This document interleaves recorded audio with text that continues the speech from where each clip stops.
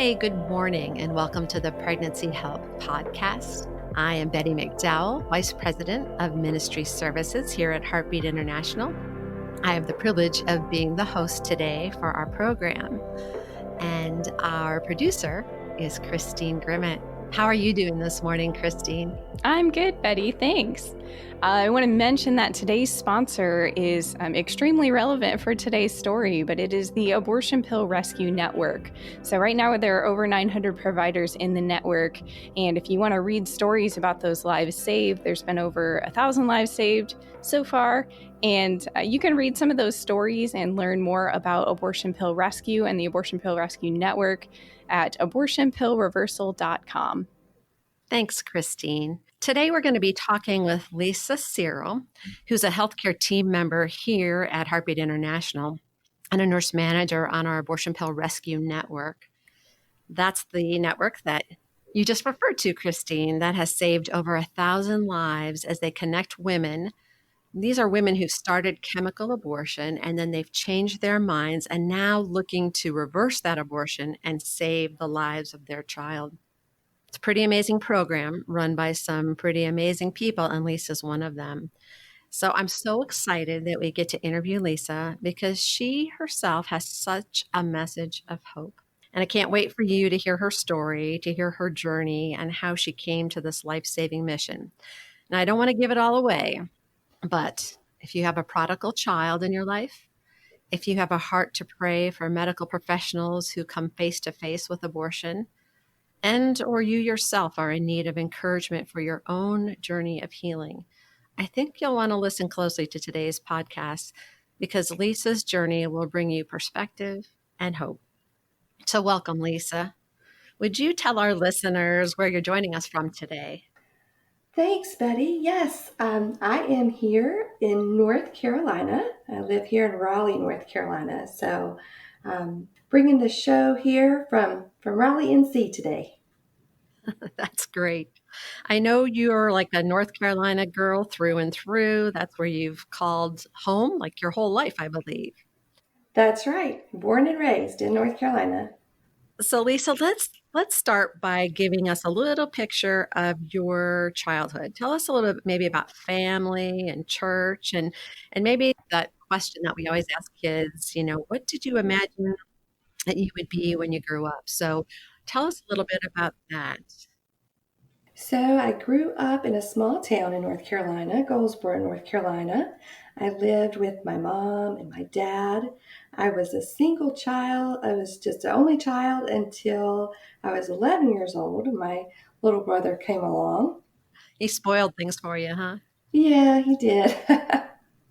um, but we lived next door to my grandparents, and one set was next door, and the other set was just down the road. So, surrounded by family, had a great church family.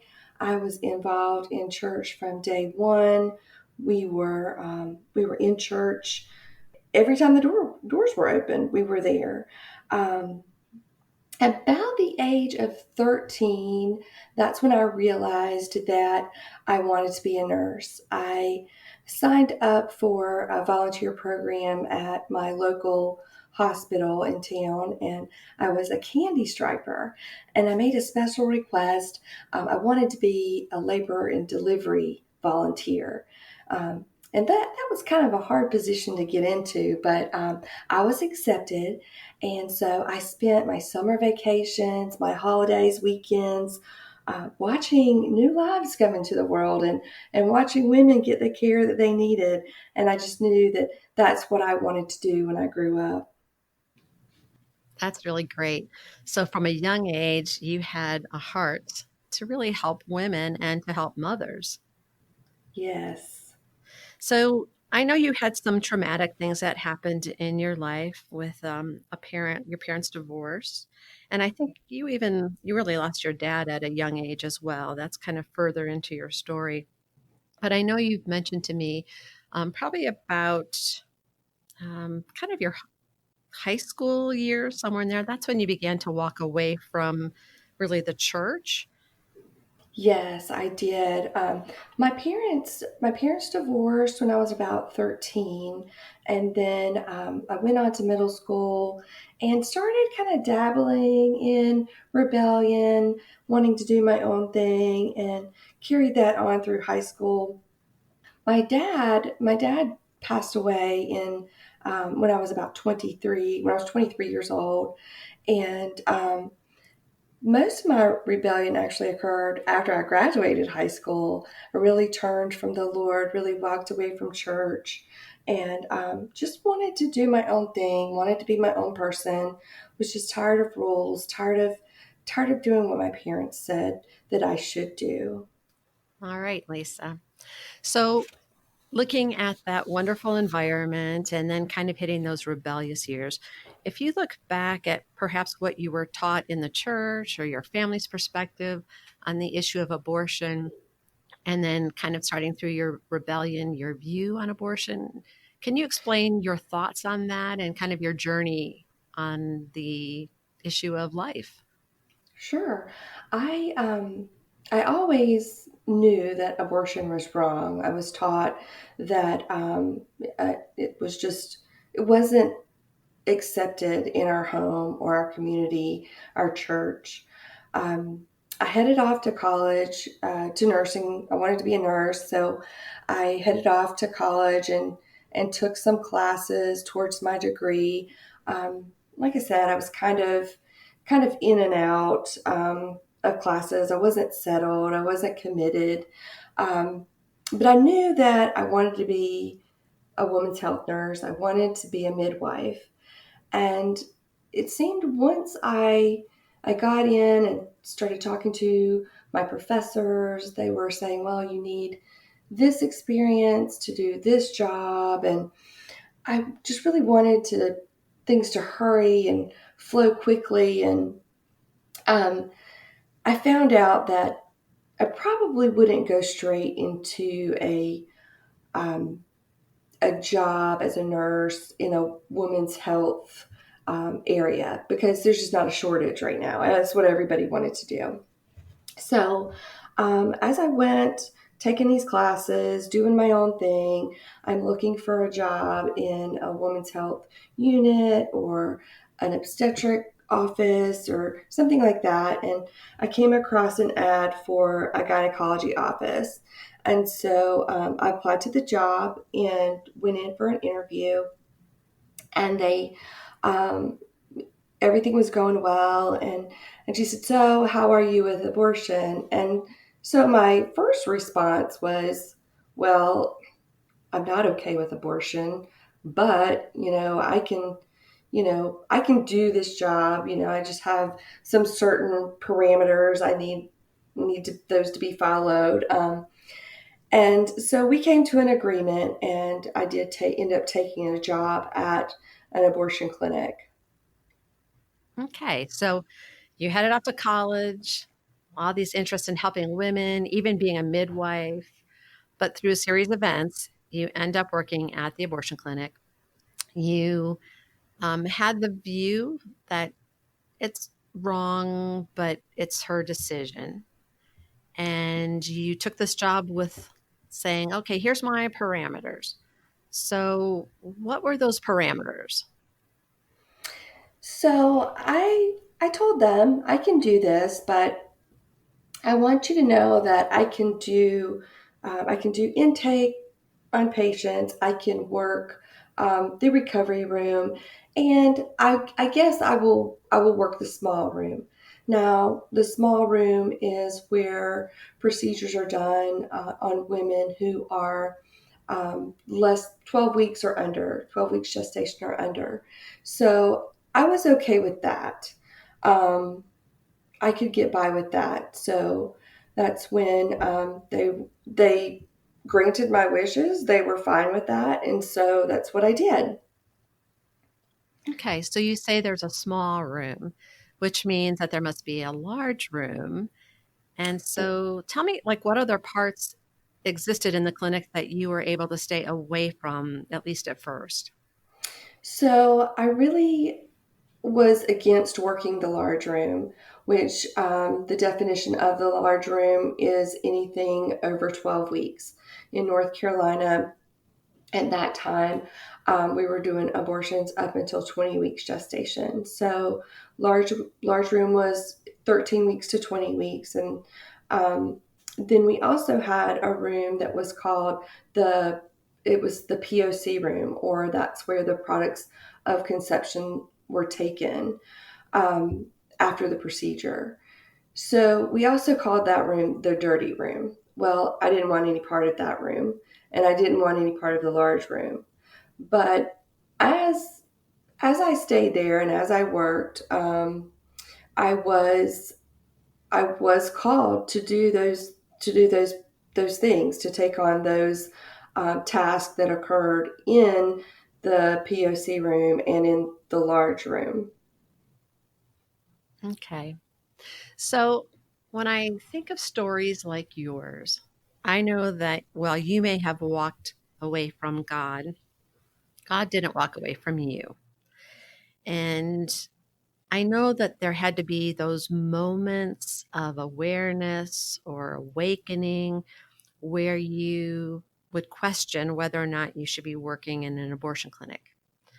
I know that because of where you are now. So, but I'm wondering if you would take a moment and share with us. I know this is difficult stuff, and we'll have to make sure our listeners are aware that we're touching on some pretty difficult stories and situations. But would you share with us one of those moments of awakening or awareness where you really started questioning if you should be working in a clinic, in an abortion clinic? Well, Betty, you're absolutely right. God never left me the entire time. And I do believe that I did have those defining moments where I did question. Um, and as I share these, I want to just say that, why do we share these stories? Well, they're so difficult to talk about, so hard to communicate what goes on in an abortion clinic. But we just I want people to understand that um, abortion is just not as simple as some people make it. And I know it hurts, and I know it's triggering, and it's not fun to sit here and tell you these stories, but Mhm. it's just so important for people to understand exactly what it really is. Um, but I'd say early on, my first real experience with, that aha moment where I was just like, what am I doing? I was working in the small room, and like I said, I was okay with the small room because it was just easier. When an abortion was done, there was a collection bag, and all of the products of conception were contained in this bag. I could slip the bag off, put it in a specimen container, and send it off to the lab.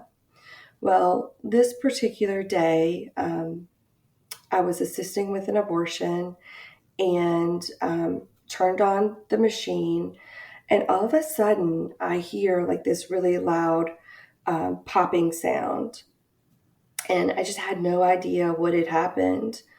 But I quickly realized that the pressure had been so high that the collection bag had slipped off the tubing.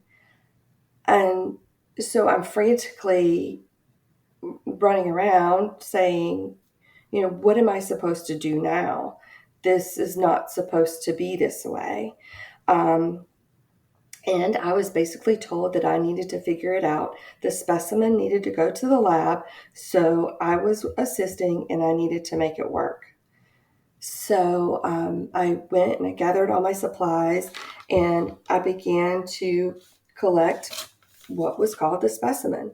Um, but as I'm cleaning out this container, what I found was a perfectly formed baby boy at about 12 weeks gestation. And at that moment, I just stood there for a few minutes and holding him. in my gloved hand. And I was just remember being torn between what I thought was real and what I thought was a necessary evil. Mm. Um, and I truly believe that that was the day that I began to detach myself. And I think that at that point, I said, I have to do what I have to do. So I think detachment and just dehumanizing these babies, Mm. um, and saying that only the women mattered, even though I didn't really necessarily mean that. It was just kind of a mindset that you had to have to get through. It's interesting that you say that because I think of the Apostle Paul and he talks about a seared conscience. And that's something that perhaps you were doing and that other workers or they do to keep them moving forward is to push it aside and decide something else is more important rather than understanding that both perhaps woman and child are important. I also think it's interesting that you said when things went awry and the collection bag popped, you said it's not supposed to be this way. I think that's pretty profound Mm-hmm. because that had to have been, in some sense, the thought of you holding that child in your hand. It's not supposed to be this way. Right. Certainly fits that as well. So thank you for sharing that because again, I know those are tough stories and we don't want to traumatize people, but it is challenging because we want people to know the truth. I Right. think when people know the truth, it does begin to knock down the walls or put cracks in the wall that we've built. So you were in a process of building a wall, and Mm-hmm. yet God was using all of those things to actually break down a wall that you were building. So interesting stuff. Yes. So during your time in the abortion clinic, that's my understanding. That's where you first learned about RU486 or chemical abortion. Can you tell us about your experience with that? Yeah. So one day we're getting the clinic set up, and that day the CEO was visiting, and the clinic manager and the physician, they were all gathered around in the um, the main intake area chatting, and I overheard them talking about this new medication that was just coming to the United States, just been approved by the FDA, and how amazing this medication was, because what we were going to be able to do is we were going to be able to administer a pill to these women that come in, and they would be able to go home and have their abortion in the privacy of their own home. Um, and it just caught me, like, kind of caught me off guard, and I stopped and I was like, kind of interrupted, and I was like, wow, what did you just say? What an awesome idea. Women do not have to come in here. They don't have to have surgery. They don't have to be in this environment. They can do this all by themselves. And we just thought that was the best thing ever. So I started thinking, and I said, well, how are we going to do this? I kind of took the initiative to find out more. I was very interested, and um, I asked if I could help get anything started, if I could assist with it. And I was given the task of getting that program started in our clinic. So um, that's how I found out about RU46 abortion pill. Um, and that was around, let's see, it came in about 2000. um, September of 2000 is when we started doing the abortion pill in our clinic, and women would come in, and at that point I was just working strictly with abortion pill. I would have the women would come in groups, and I would do the education and administration. And I also would carry the after hours number in case they had any questions or any emergencies. Wow, we could probably delve right there for a long time. But for the purposes of our podcast, I want to take you just a little past that. So you've had experience with certainly helping women and intake and recovery and the different forms of abortion, and then, of course, chemical abortion. And as your life went on, you got married, and then you wanted to start growing your own family. So I know that there had to be this debate going on in your head, as much as you're saying, I tried to detach myself. Again, because of who you are now, we know that there was something happening inside. So I know that a time came when you just had to say to yourself, I'm done.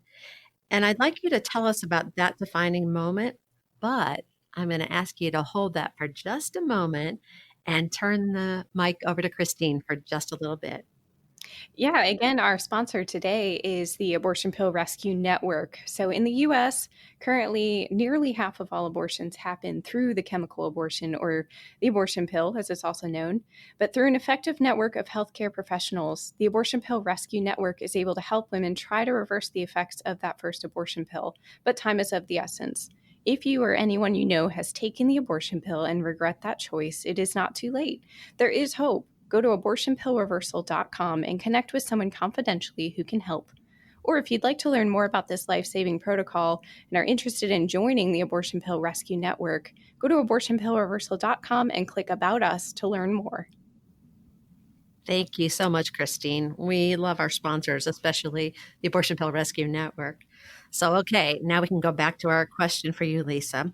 Can you tell us about that defining moment where you just said, I'm done? Well, I was now working in a clinic that offered more services. So, in this particular clinic, it was busier. We had more anesthesia. We provided tubal ligations. Um, One day, I was working in the recovery room, and I was a mother myself. I was pregnant, and I was just at about the time where babies start moving. So life was becoming very real to me. It seems I had detached myself from life in the womb for so long. When it happened to me, I just could no longer trick myself into believing that it wasn't real. So, this particular day, um, we were all gathered in the recovery room, and it was just an especially sad day. It was just gloomy, and women were women were crying and mourning the loss of their babies. And I just stopped and I looked around, and for a moment I just kind of soaked in the reality of the pain. Um, and I think at that moment I just realized how much of every abortion that I assisted with, I took on. I took on that mother's pain and shame and guilt.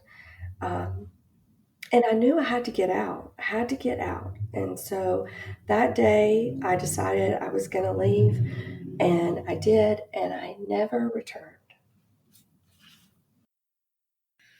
That's heavy stuff here, isn't it? But it's the reality. So, you worked in the abortion industry for 10 years. You left in about 2005, and I know there's some ins and outs that you might want to share in this process. But I know you moved on to like labor and delivery, postpartum care, well, baby care, and you also found your way back to the church.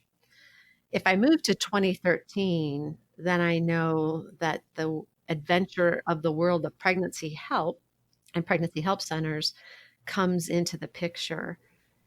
So I don't know if you want to give us a couple points in there and how you found your way then to the Pregnancy Resource Center.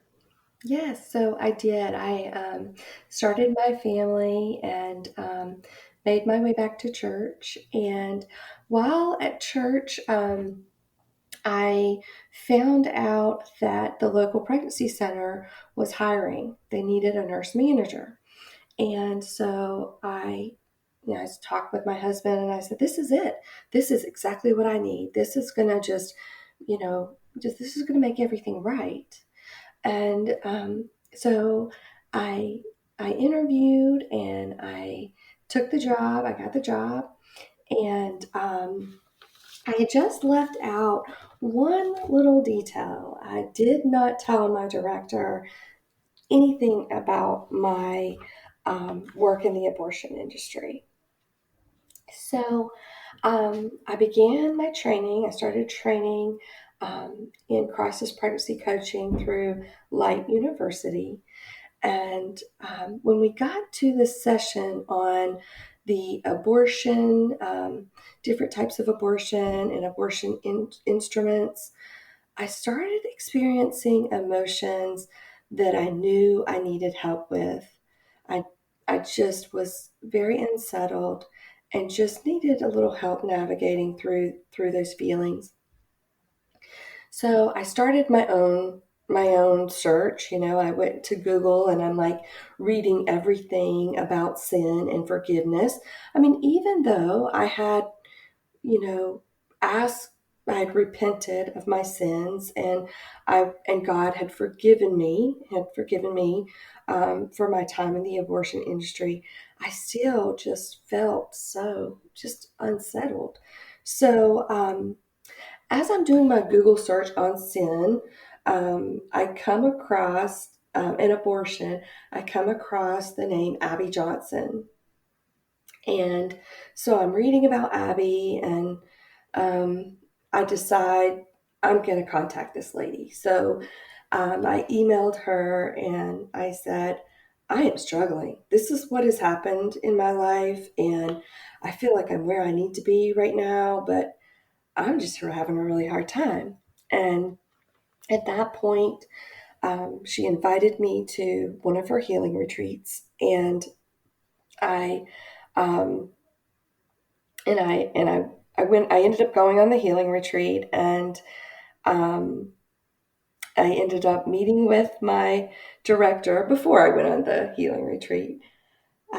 Met with her and told her my story and how I was feeling and why I was feeling like I was feeling. And that day, my director and we learned a lot about truth and grace.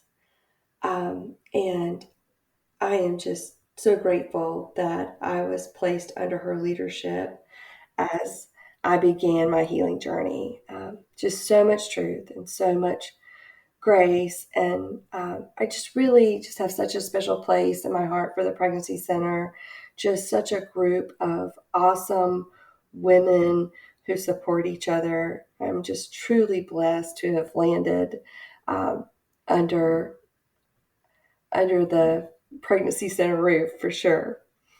Um, as far as my time with And Then There Were None, Abby Johnson, God just directed me right there to her. And they're also just an outstanding group of women who provide support on really good days and really bad days. So, um, definitely a blessing there. I have to take a minute just to say thank you to Tanya, because that was Yes, the director, or that is the director of the center, and to Abby, because these two women were really very pivotal in your healing. And it's not that you're telling us you've arrived and you don't need any more healing, because it really is a journey, isn't it? that's right. So we're just excited that you're at this part of the journey. And really, kind of my next question then for you is, how did you get to Abortion Pill Rescue Network? One day, Abby reached out to me and she said, "You're never going to believe what I have for you." She's like, "There's this program, it's called Abortion Pill Reversal, and they treat women that have taken the abortion pill. And she was so excited, and I was going, what are you talking about? This is the strangest thing ever. Are you sure this is right? And she said, yes, it is. And she was like, and your story and where you've been and your healing journey. She's like, this is just perfect. She's like, I just want to encourage you to call this number and let them know that you would want to sign up for some shifts. It's a hotline, and you can work with these women who are seeking to reverse their abortion.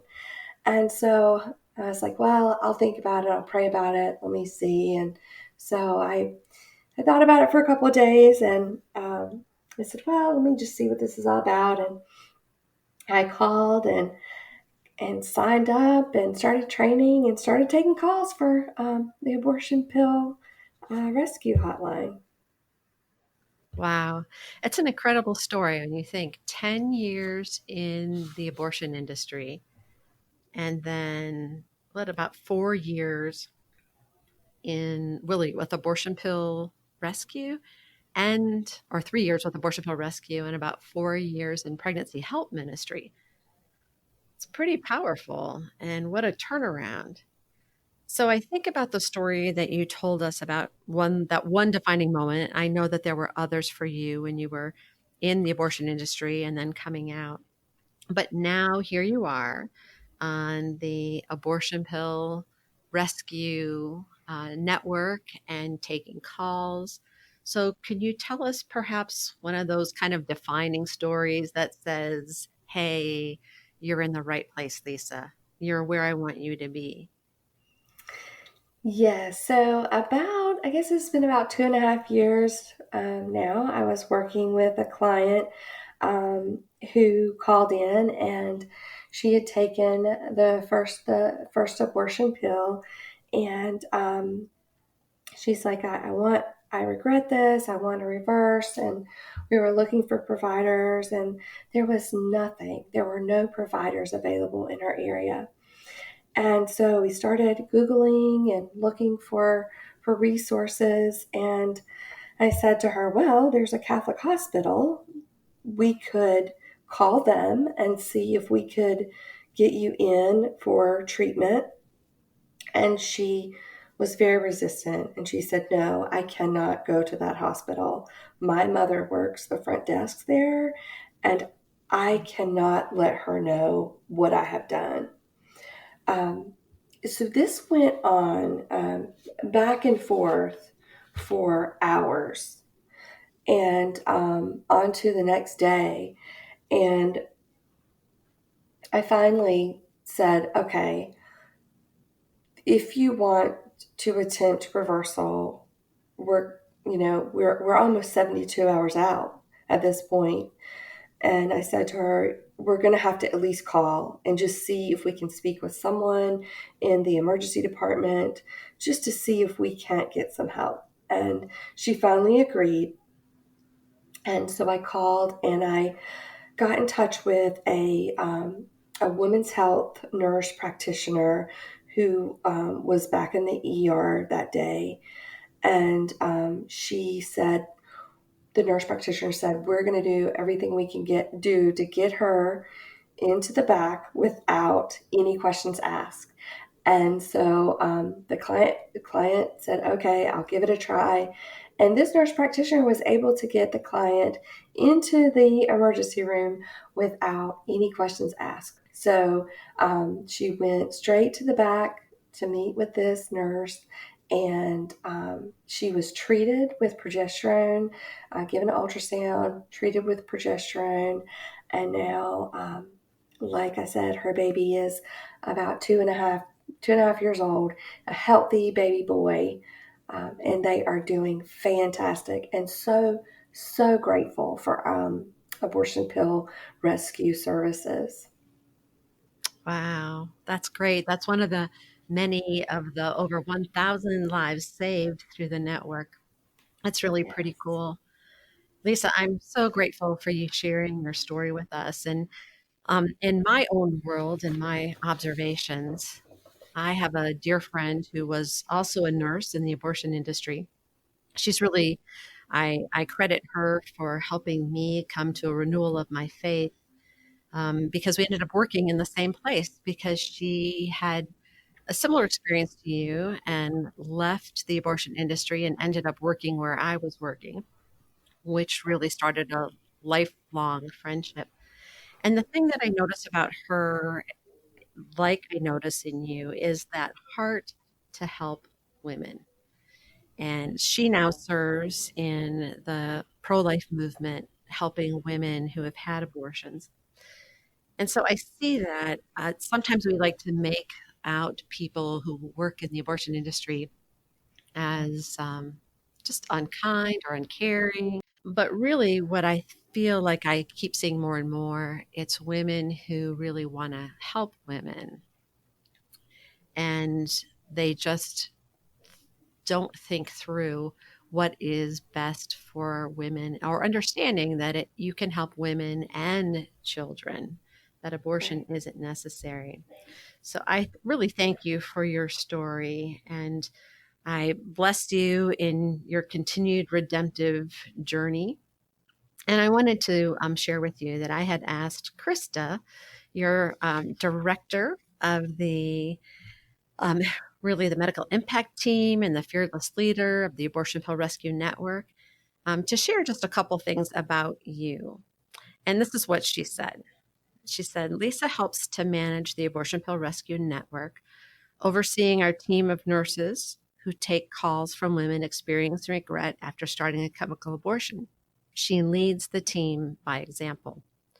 Her heart is always with the women we help, hurting with them when they hurt, advocating for them in every way she can, making sure they have all they need to make the best choices possible. The Lord, as only He can, has taken Lisa's past experiences in the abortion industry and turned them around for good. He's called her to the work of abortion pill rescue to offer truth, real choices, and compassion to women. Lisa is a mom, a wife, a nurse, and an adored member of our medical impact team. Lisa truly is one of my favorite people in the world, and I'm honored to call her a friend. So, Lisa, thank you so much for sharing your story. And if you wanted to say something in closing to folks out there who maybe they have the prodigal child, or they want a word of encouragement to pray for medical professionals, or perhaps even trying to get through and move on to their own healing journey, what word of hope would you like to say to them before we close? Well, I think that God puts you exactly where you're supposed to be when you're supposed to be there. Not that I was supposed to work in the abortion industry, but He certainly has taken that pain and He certainly has taken that all the bad stuff and has turned it for good. And just as I look back on my journey and where I am now, I'm just so grateful that with each new season that He provides, there's just been so much healing and so much restoration and such a huge blessing in that for me. And He never ever gives up. He never gives up. He's always there to offer something big and something better. And even when you think there's nothing left, um, He always turns around and offers you another surprise.